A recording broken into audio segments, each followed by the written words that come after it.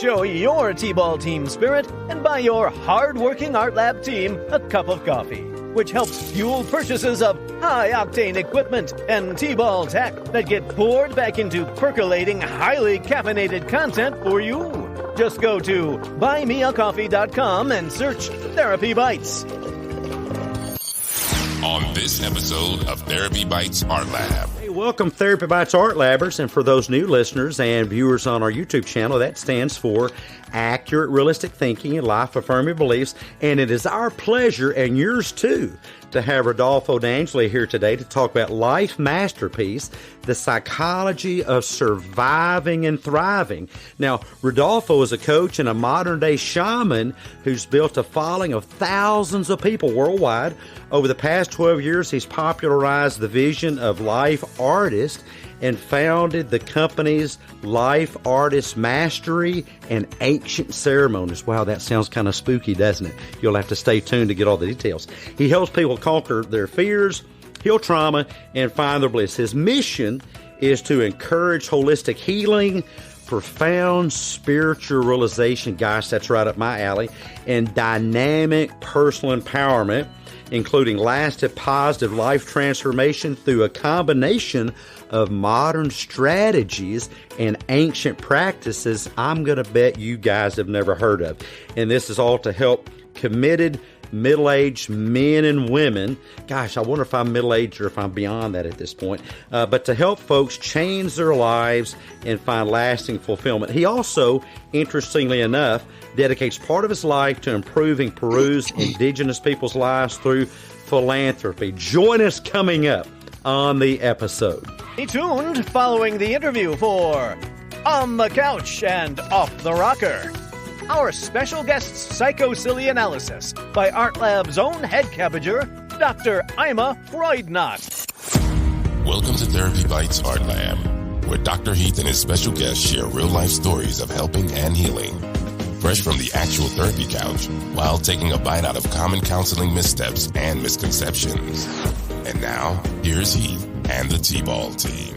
Hey guys, welcome, and we have Rodolfo DeAngeli joining us as promised to talk about the mechanics of life artistry, the mechanics of balancing lights and shadows in your life, turning your mess into a message, isn't that cool?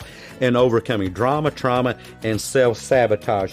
Stay in the stands at the end of the interview, TBALrs, and witness our special guest slug a bite-sized brain ball with your name all over it, clean out of the art lab. Rodolfo, thank you for being here today. It is just so wonderful to have you. You're all the way on the other side of the planet, aren't you? All the side of the world, my man. When I was listening to you introducing, I was looking around. I'm like, who is he talking about? You know what I mean? It must be that other guest, huh? Who is this guy? You know, I want to meet that guy, you know?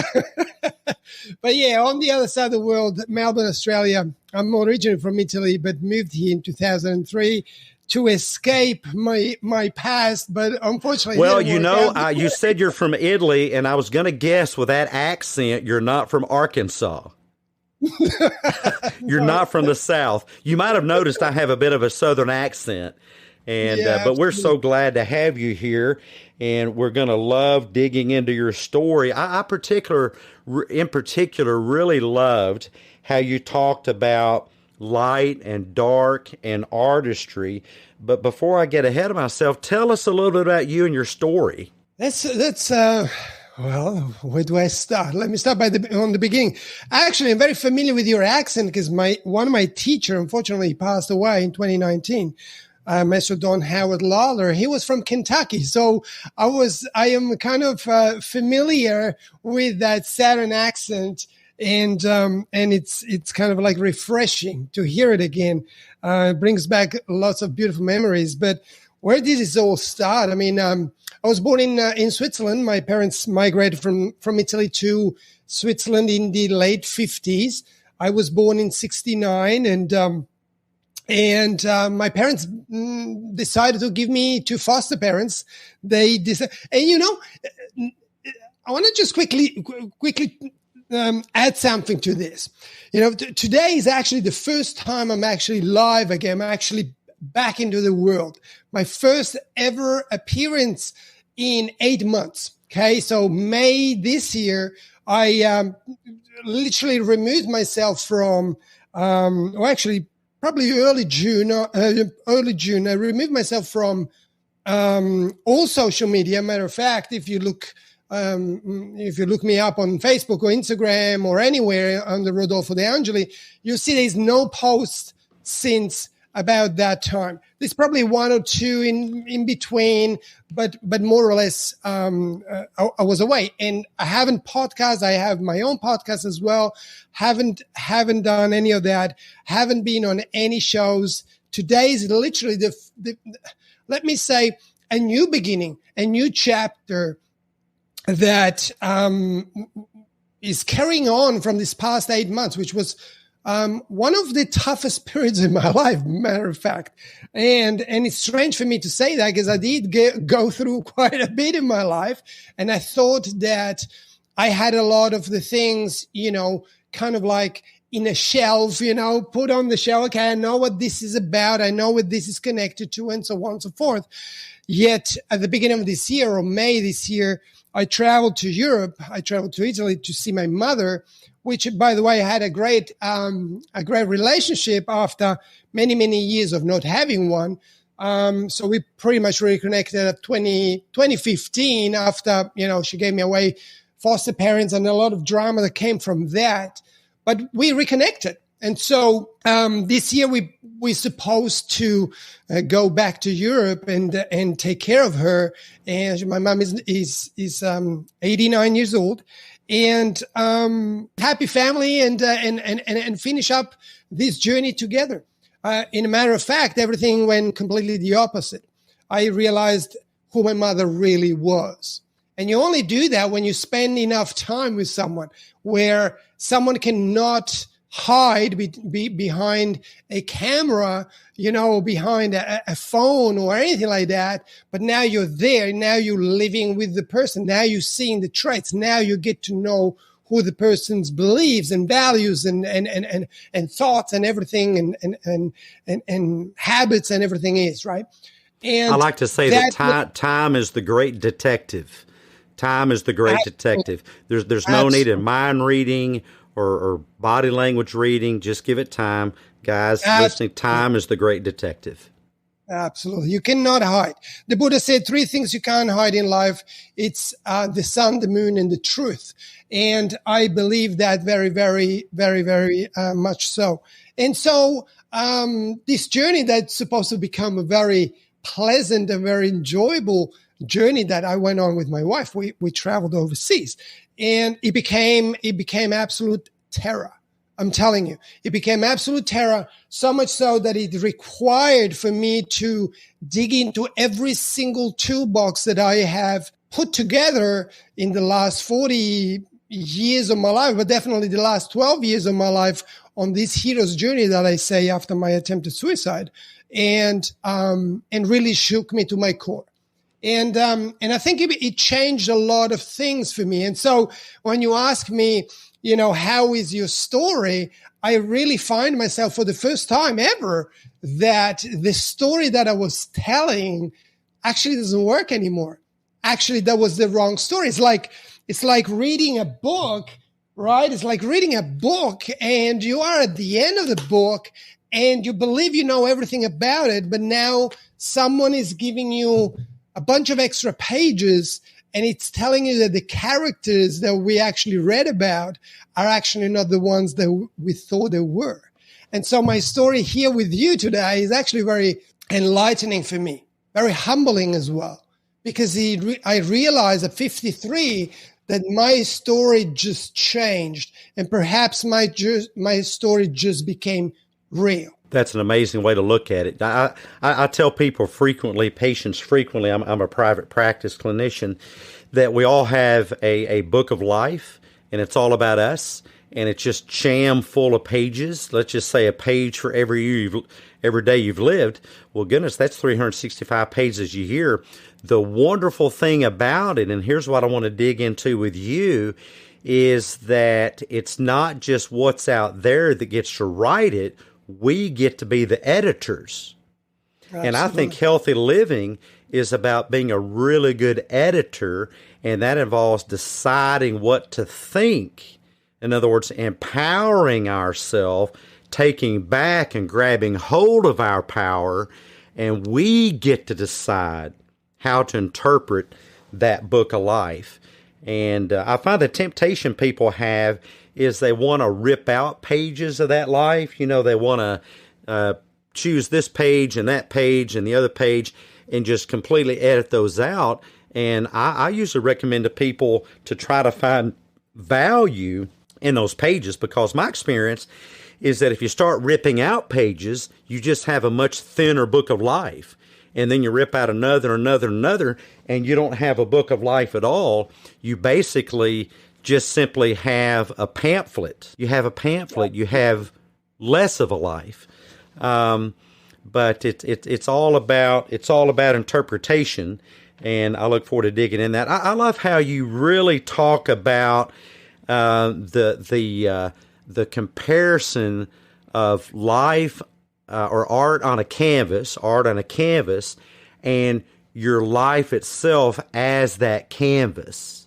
And then there's the whole interplay between light and dark. How did you come up with that? That's a huge realization. Where did that even come from? That's a great question. Actually, it didn't come from me.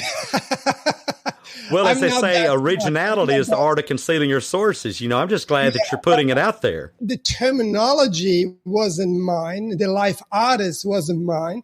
But what came from it, then the realization of what that actually is came from me. So life artist actually was a term that a friend of mine that I met in Peru many years ago, and that came in to visit again many years ago as well. That's 2017. He came here to Melbourne and visit me and so on. He called me life artist for the first time.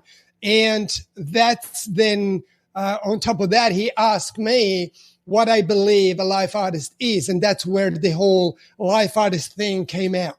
And so the reason why he called me a life artist was because over the years knowing me, he told me that, and that particular morning he was here visiting my house, my family, he watched me make a coffee for him in the morning. And, while having a chat, he said, I got to tell you something. You really are a life artist. And I remember myself saying, what's a life artist, And he said, when I look at you doing something, it feels like everything you do is the best of. It's like this morning I saw you make a coffee, and you were waiting for this coffee to come out of the machine, and you were looking at like it was the best machine in the world, making the best coffee in the world and in the best cup in the world. You were literally taking it all in. And so when he asked me about what a life artist is and what I believe today and through this journey, what I believe the life artist is the person, and it's exactly what you just said before, Heath. It's what you said, people want to rip out the pages of the book.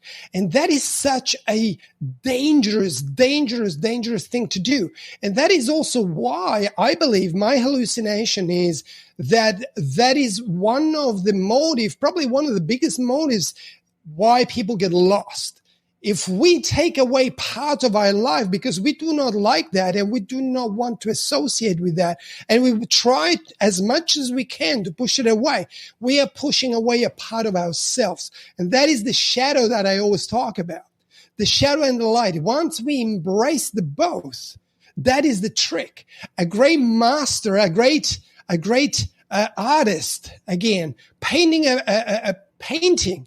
Why did that painting become a masterpiece? Because the artist had mastery over the combination of shadows and lights.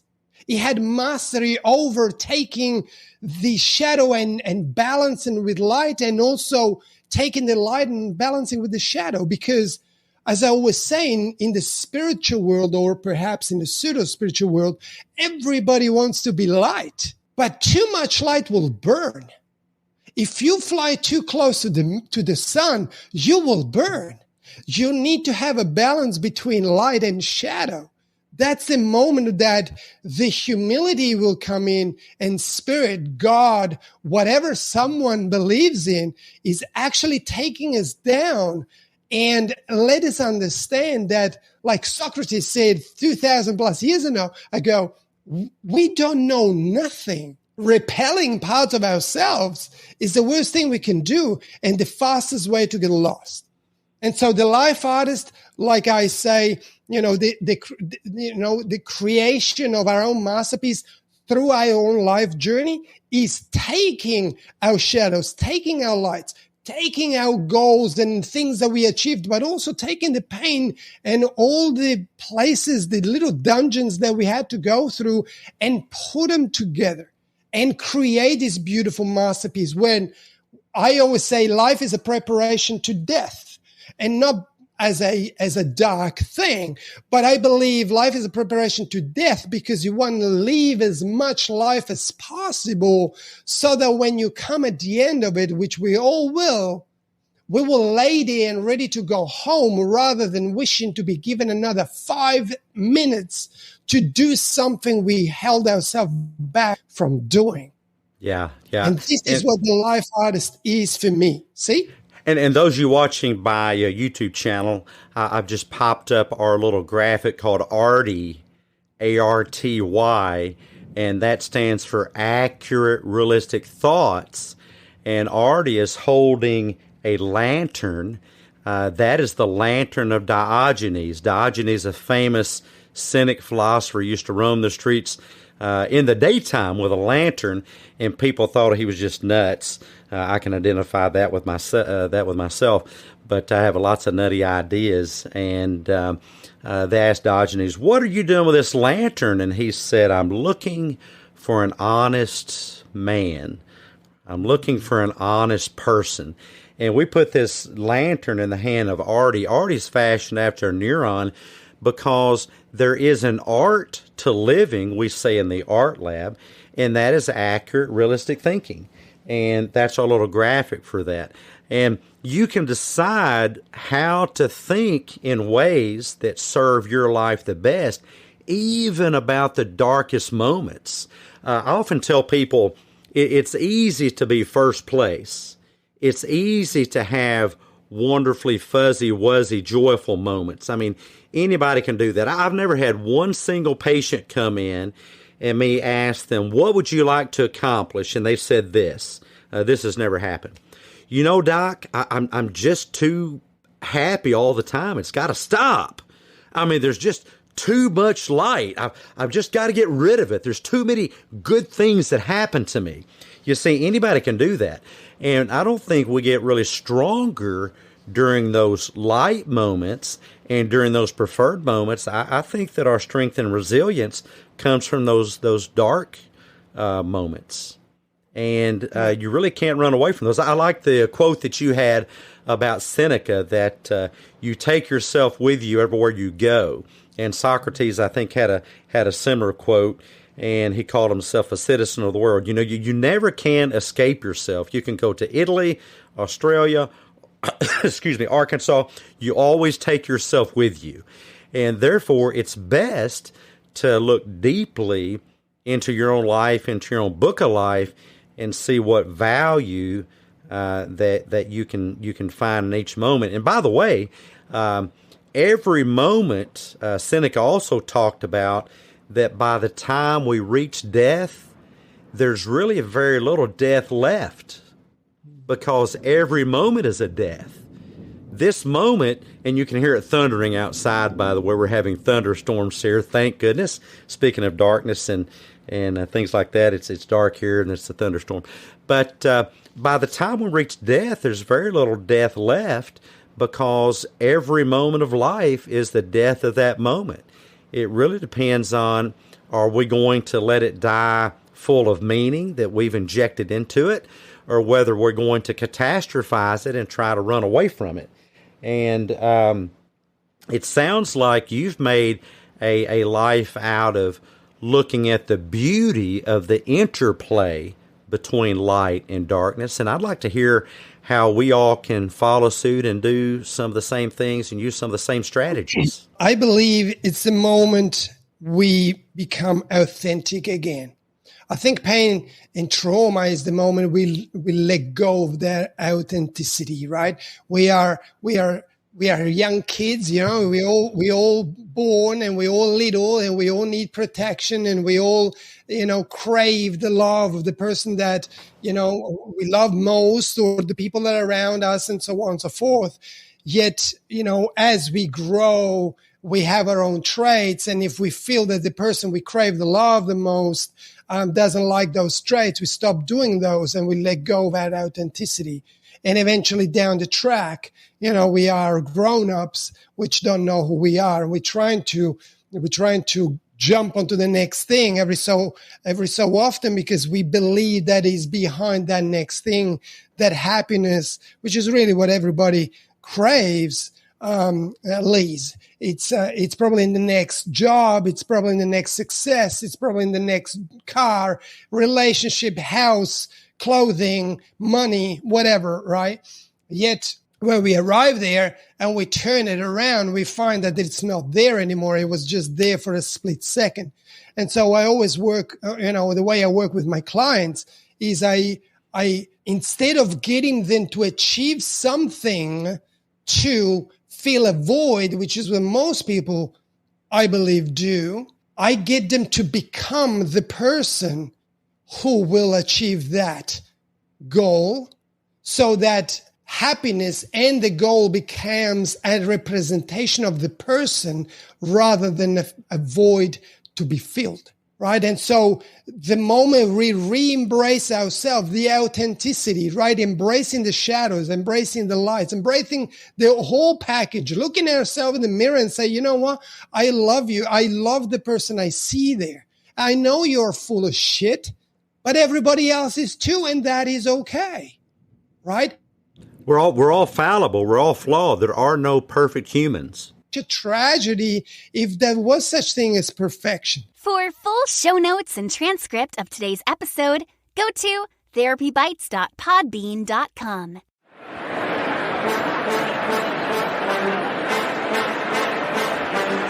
Welcome to Social Media Smackdown. Tonight, the irresistible force meets the illogical object. Ladies and gentlemen, let's get ready to reason!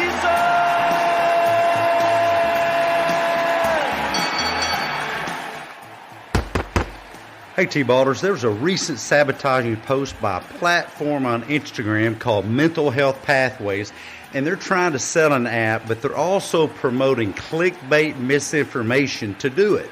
They posted that others invalidating your feelings or validating your feelings either caused or reduced anxiety. Hey, listen up and shut down the Kool-Aid drinking psychomological nonsense of posts like this and take back the power of your own thinking. Feelings cannot be valid or invalid, though they may be congruent or incongruent. That means a good fit or not a good fit for a certain situation. Imagine being depressed at winning $1 million. That would be incongruent.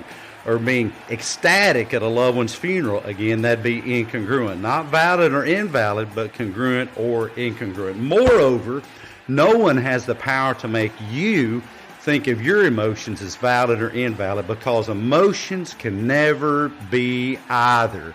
Imagine deciding if yellow or purple are valid colors. What nonsense. They're colors, and they're supposed to exist just like your emotions. Feel what you feel, but focus on your thinking. What you decide to think is what dictates your emotions, not other people, and certainly not silly Kool-Aid drinking, psychomological nonsense posts like this one. Stick around and enjoy the rest of the episode. What a slobber knocker! The winner by Psychological Smackdown, DocHeath! No pronouns were harmed during the production of this podcast.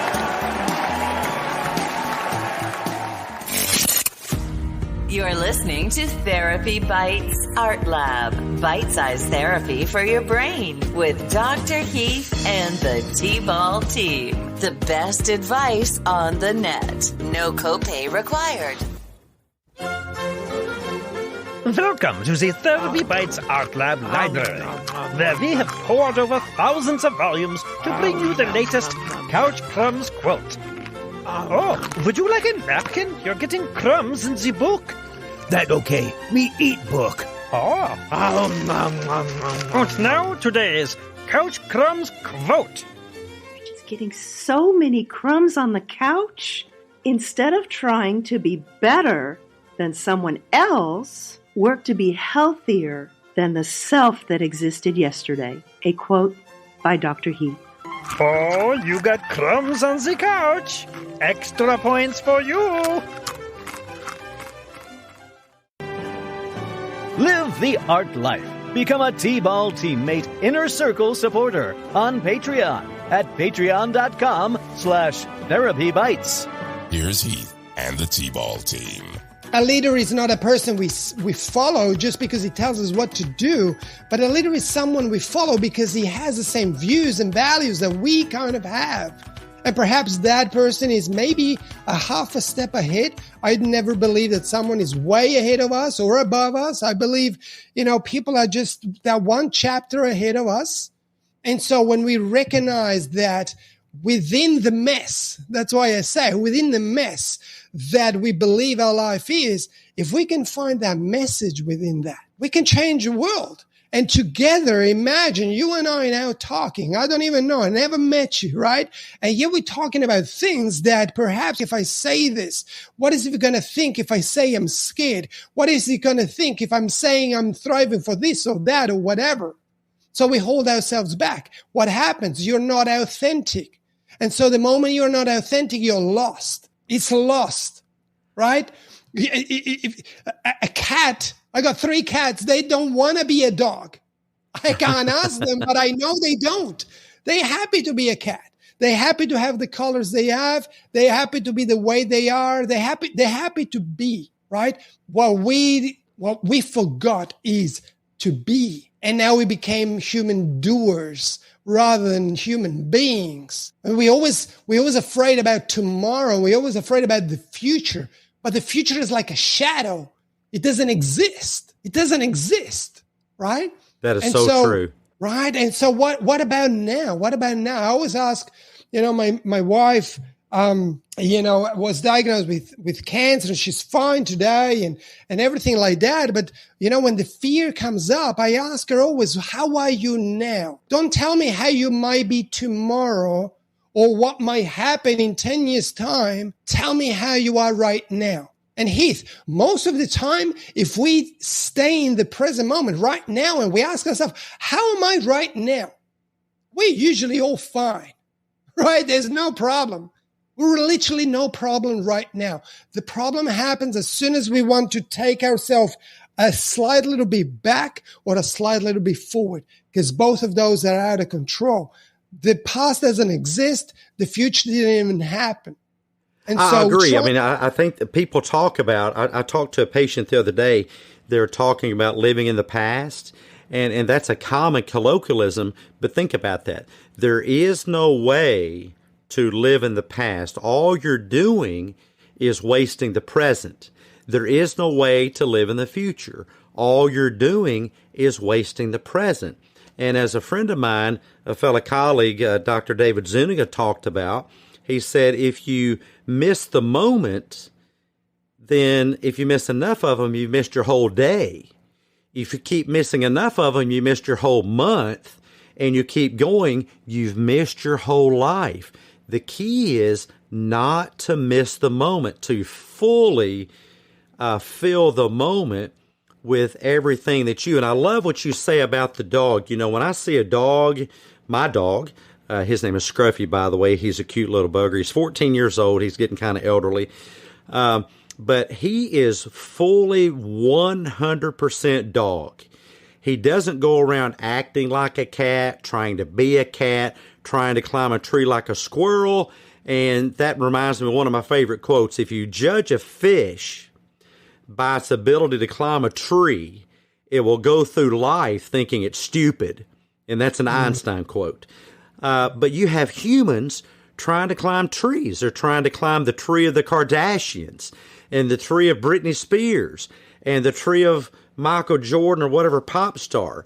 They're trying to climb the tree of people that if they really knew them, they wouldn't even like them. People look at movie stars and people in Hollywood and they're all enamored. And I'm not judging these people. I'm saying what you see is a representation that is highly curated for the stage and screen. That is not that person. If they lived with you in your house and dug into your refrigerator and used your bathroom and used up all the toilet paper, it would take a few days and you would get sick and tired of them. It doesn't matter how brightly their star shines in Hollywood. They are still just a human. But let me specify. The highest thing that you or I can ever be is human. And that is so far beyond any labels. We humans, we love labels because, well, it does enhance communication. I mean, if you ask me, hand me your phone, and we're eating Christmas dinner, it's better to hand you this phone I'm holding up than a handful of mashed potatoes because I misunderstood what you wanted. But the problem gets, folks, when you start giving yourself a label. And every time, and by the way, this comes from Jean-Paul Sartre, one of my favorite existentialist philosophers. When you give yourself a label, you automatically become less. Labels always make us less. The highest label that you can ever be bequeathed is human, not Republican or Democrat or liberal or conservative or, whatever orientation or religion or anything, but just human.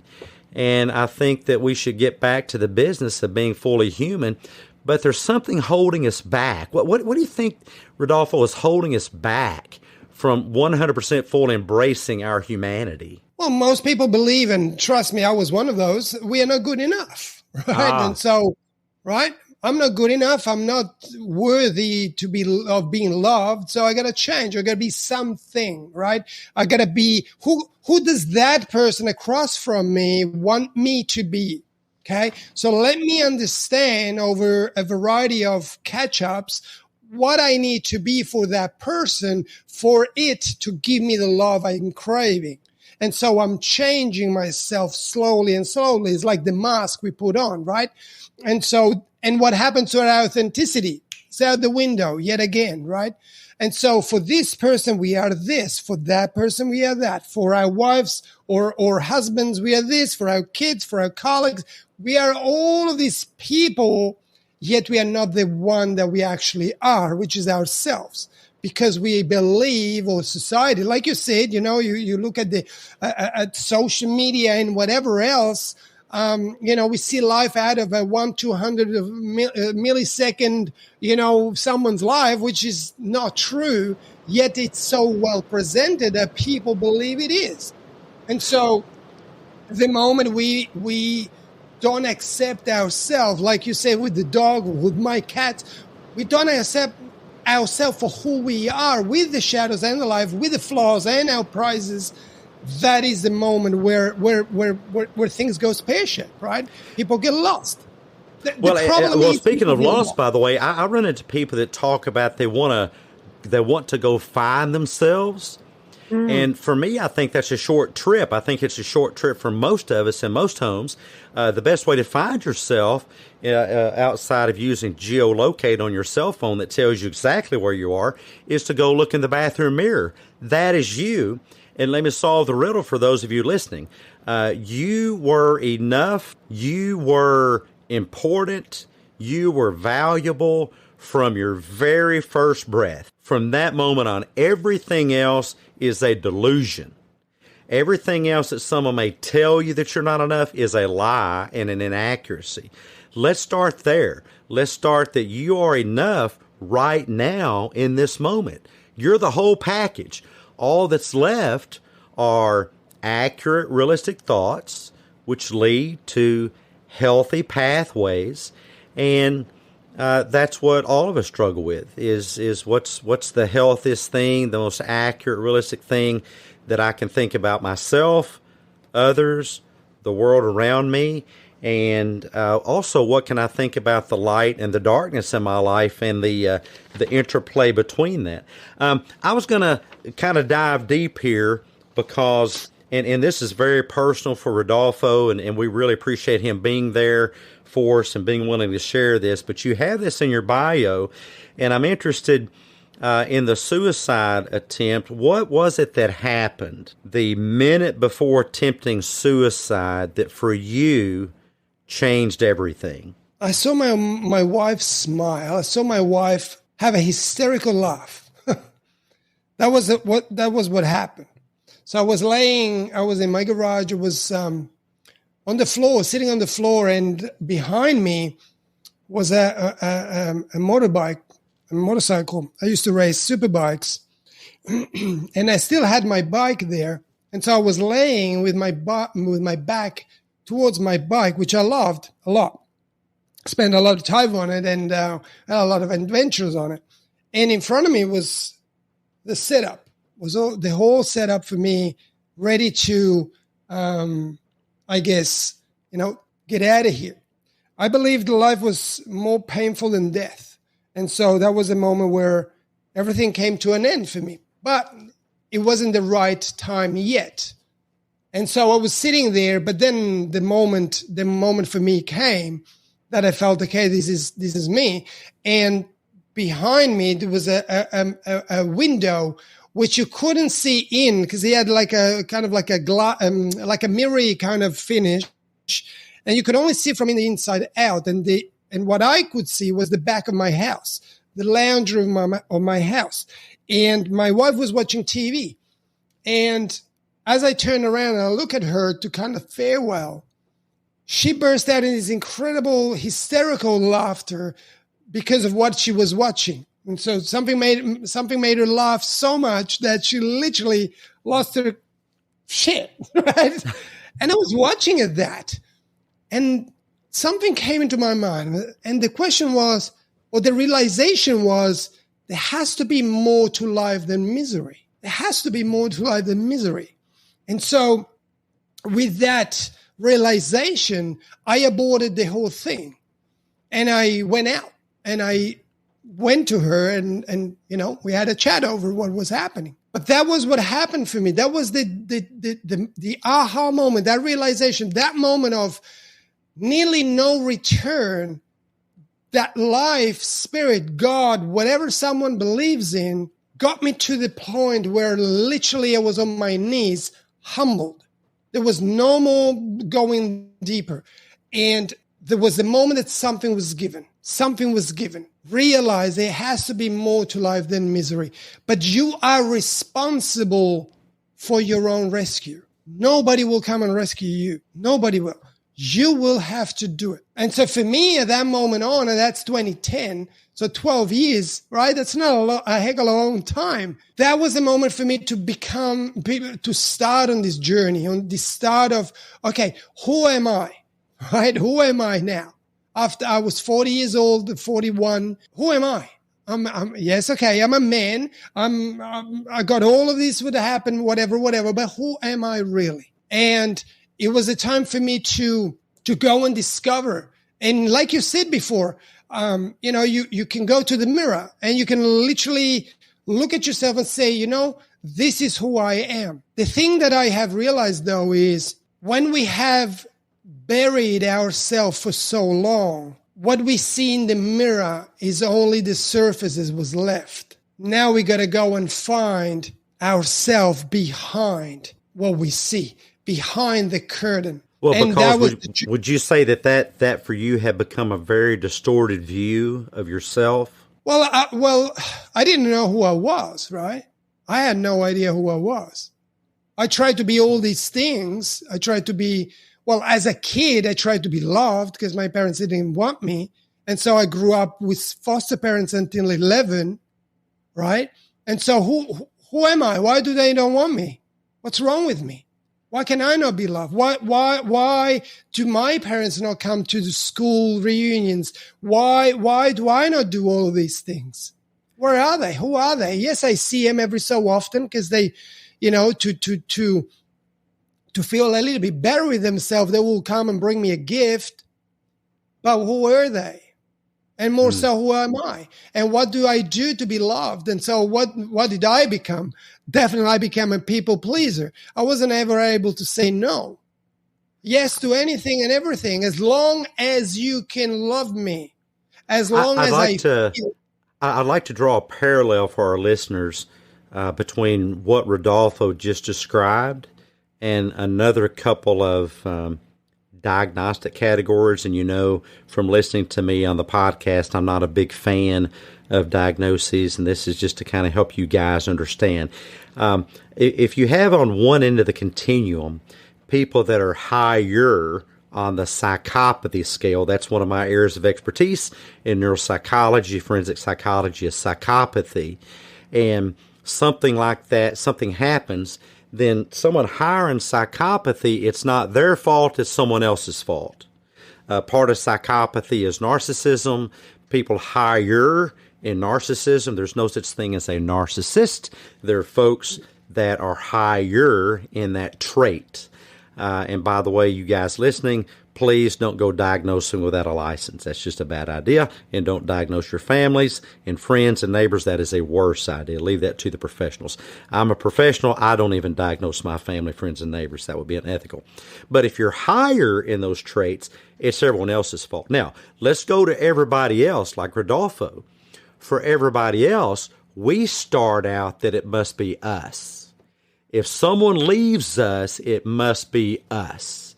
If someone doesn't show us care, affection, deference, if they want out of the relationship, if they cast us aside for, even drugs or a job or what they think is the next newest best thing, then we automatically go to it is us. Now, I'm going to put a statistical term on that called a false positive.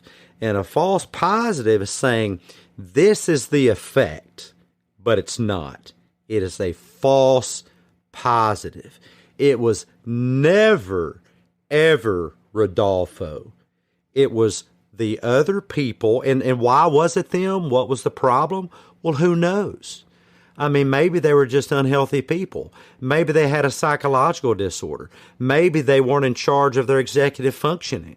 Maybe they were sick in some way. I mean, who knows what it is? But the worst thing you can do, TBALrs, TherapyBites A.R.T, is the worst thing to do is to personalize, incorporate into yourself, everything that happens must just be me.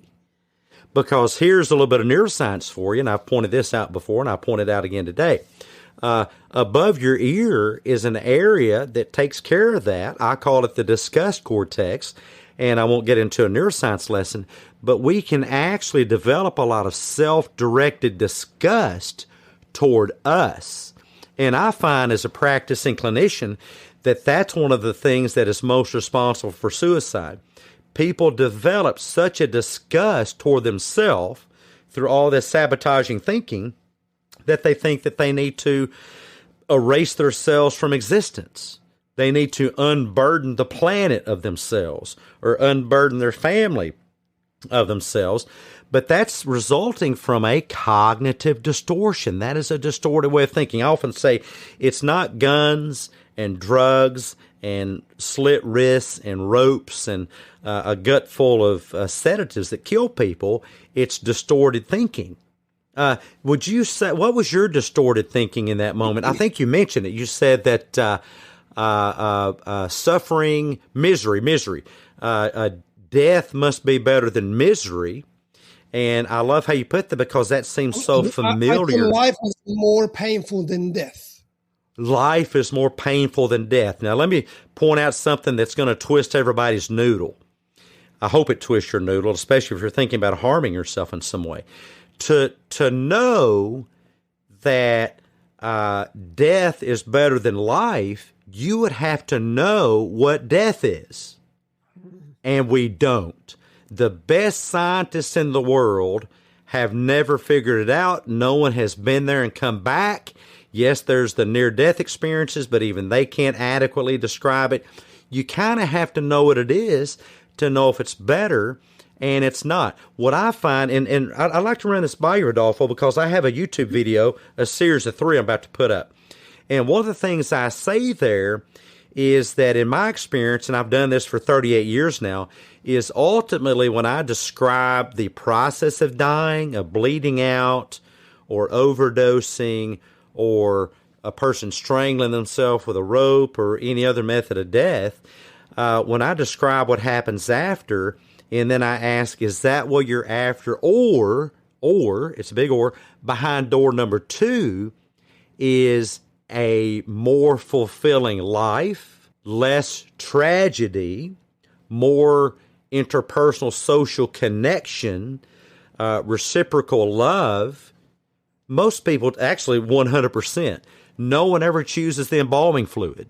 No one ever chooses the embalming fluid. No one's ever said, Doc, after you've talked about the Y-cut and exsanguination and the embalming fluid, man, I think what I want is the embalming fluid. No one's ever said that, which tells me that suicide, again, is based on a cognitive distortion. What people really want is less pain. And something I say to that is, pain is absolute. We're all going to have pain in life, but misery is optional. Pain is going to happen, but misery is optional. And guess, dear listener, who decides that? You and I decide that based on what we decide to tell ourselves, as Rodolfo is presenting to us so well today, the interplay between the lightness and the darkness in our lives and finding value in both. Now, that was a big wake-up call for you. What happened next? I think for me, it was, as a kid trying to fit in. So becoming a people pleaser and so on and so forth. So at 40, I had so many things that I've done or not done that got me to, when I was looking at myself, like you were saying before, in the mirror, I wasn't liking who I was seeing. But not only that, I didn't know who I was seeing. And so for me, I believe the journey to where I am today was reconnecting all of those stories, even though this year, as life will always have these beautiful tricks that brings in a little bit more to yourself, which is, I think the journey this year has been quite challenging because perhaps I didn't adapt to the change as fast as I should have. Yet I did require a little bit more time to really let everything sink in and be able to understand it. Because I don't believe, and that's my hallucination, that we cannot heal until we can understand. So I believe that growth is necessary before healing can happen. Growth in, we need to understand the real story, not the story we told ourselves, because that's a lie. And also, it was a way for us to cope. And also a change over the years, because obviously as we change, so is the story. But now it's a time where we have to really go and understand what the reality of things are. Like the Buddha says, the moon, you can't hide, from the moon, the sun, and the truth. What is the truth? And so the closer I get to my truth and show who I am with all my flaws and everything, that is when I go home. That's when I can heal. That's when I can accept myself for who I am. Now I don't want to be anybody else. Now I don't want to say yes, if I don't want to, because I don't care what you think of me, because that's only your perception of me. It's not that you don't know me. Right? Or perhaps you're not taking enough time to know me, so now you're judging me. But your judgment does not affect me anymore. Okay? And that is actually something that happened this year with my mother, as she was, speaking in ways that actually blew me away. And it did affect me. It did affect me. Yet there was a moment I remember when she said something to me, and that was the moment it just switched for me. And I said to my mother, Mother, this used to hurt me, but it will not anymore. Wow. That was the moment I reclaimed my power. I had to, though. See? Wow, and I fantastic. went from a moment, right? And I went from a moment of, and that was huge for me, Heath, huge. And this is also the work I do with shamanism and so on.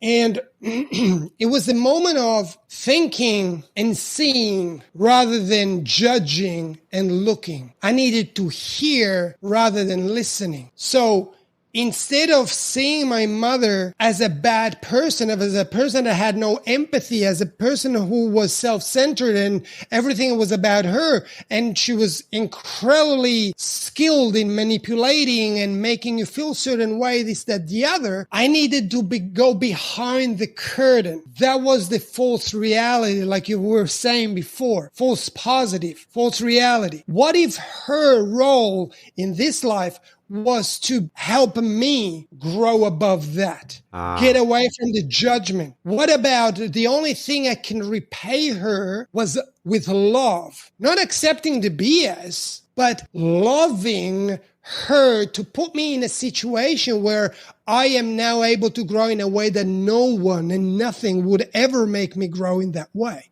And so I believe that if I had the mother I wanted, I will not be the man I am. She was kind of the chisel, right? Sculpting away things, and it's back to never waste a hurt. You know, if not for that difficulty, mom chiseling out and sharpening, and you finding value in that. No, I think you'd be someone very, very different. And I want to point out that you, as Rodolfo has said, you can love and set a boundary. You Absolutely. Can love and you can decide how to hear. I'm pointing at my ear.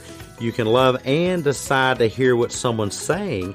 And it's usually much more about them than it is about you. Only you get to decide that. And you don't have to incorporate all of that as your own makeup of how you view and how you see yourself.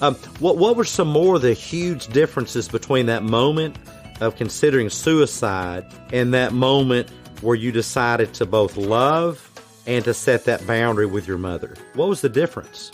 Grab some of this episode's guest merchandise, specially designed to help keep this episode's message top of mind in your life.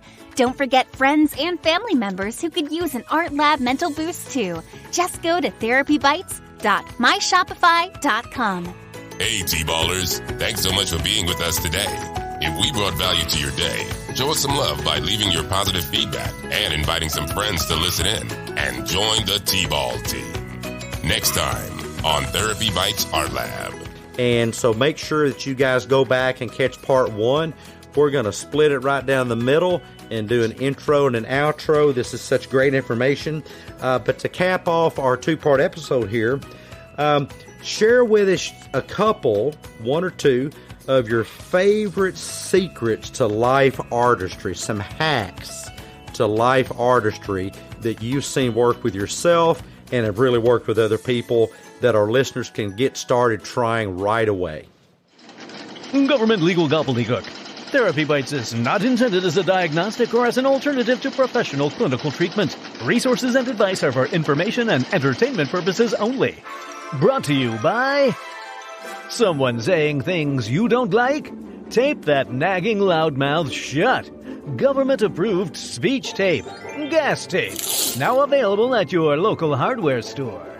Therapy Bites Art Lab is not an approved, endorsed, authorized, butt-kissing affiliate of the United States Special Offense Assessment Police. SOAP for short. Warning. Consumption of Therapy Bites Art Lab content by Kool-Aid drinking, stinking, thinking, social media, pseudo-psychological pushing, wacky woke, anti-free speech, mumbo-jumbo advocates may cause spontaneous internal skull combustion, stomach discomfort, and or laxative effects. Allergy warning. Therapy Bites is manufactured in a facility that challenges nutty distortions, processes nuggets of accurate, realistic thinking, and life-affirming beliefs. This is the audio version of the legal fine print. Why are you still listening to this when you can catch the next great episode of Therapy Bites Art Lab with a good friend or family member? Really? Are you still there? This is getting silly. Move on to the next psychologically thrilling episode of the best advice on the net. No copay required. Me eat copay. Yeah, with Dr. Heath and the TBAL team. Go ahead, don't be podgoraphobic. Scoot, scoot, scoot. On to the next episode.